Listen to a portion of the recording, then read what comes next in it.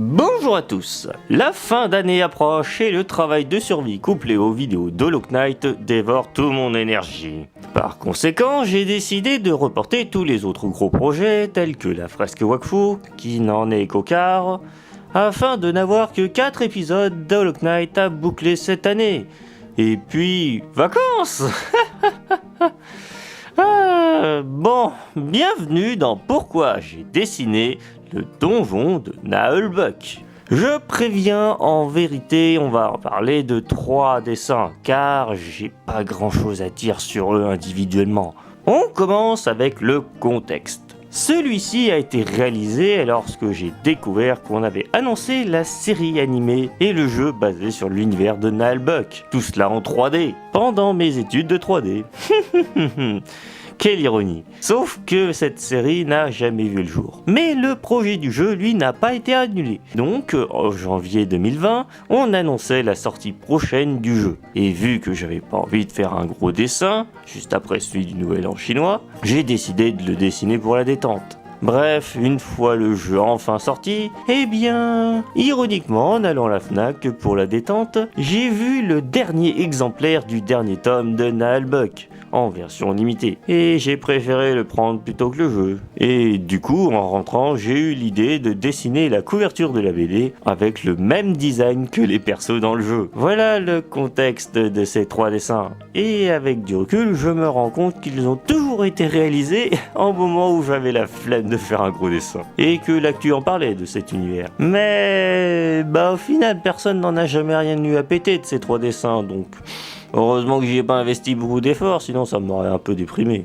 Bref, en ce qui concerne leur histoire, eh bien, c'est assez simple. On n'avait pas beaucoup d'infos sur la série et je débutais en dessin numérique à l'époque. Donc j'ai fait le strict minimum. Une mise en scène où l'on voyait cette équipe de bras cassés en train de s'enfuir. Comme ils le font si souvent. Et histoire d'allier tout ça, j'y ai mis la statue de Gladolfora dans les bras du Rangers. Ceux qui ont vu le début de l'histoire, au moins ils sauront ce que c'est. Le barbare pris par le ogre pour pas qu'il parte à la baston, et un coffre plein d'or avec le nain. Car pour moi, ces petits éléments caractérisaient très bien cette drôle d'équipe, et en ce qui concerne le décor, j'ai pas vraiment eu d'idée.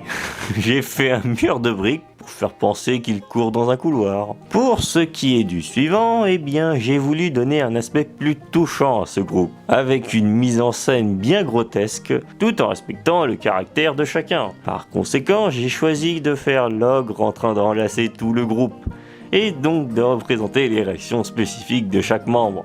Et cette fois, je n'ai pas oublié le voleur, et ajouté un coq, parce que visiblement il était dans le jeu. En ce qui concerne le décor, j'ai choisi la taverne car cette équipe va souvent dans ce genre de lieu. Et pour finir, la couverture du tome 25 de la BD de Naheulbeuk.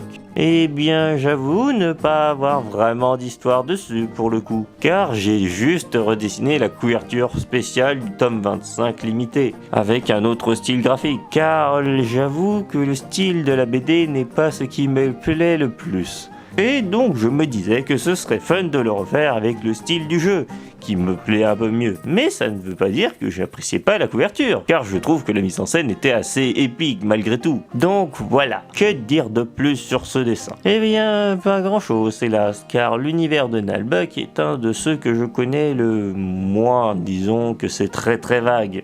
Ça a une place particulière dans mon enfance, parce que beaucoup de nostalgie, donc c'est un peu dur aussi d'être objectif.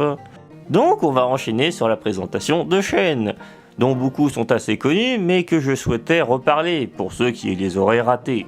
Car ils ont proposé des histoires audio aussi cool, voire meilleures que le donjon de Naheulbeuk, donc je vous conseille vraiment de les découvrir. Et pour ouvrir le bal, je commence avec Clyde Vanilla, sur la chaîne d'Antoine Daniel, car celui-ci a terminé sa chaîne avec une série audio qui méritait plus d'appréciation lors de sa sortie. Hélas, on n'aura probablement aucune suite, mais je vous la conseille quand même. Ça s'écoute bien et c'est de la pure veine des Banal Fantasy, Survivor et de Naheulbeuk bien sûr, mais qui hélas aujourd'hui ont un humour qui n'est plus aussi efficace, à cause de leur humour souvent. Cependant, le genre des narrations uniquement audio n'est pas mort, et quelqu'un en a proposé une multitude que je me devais de parler en cette période de fête de Noël.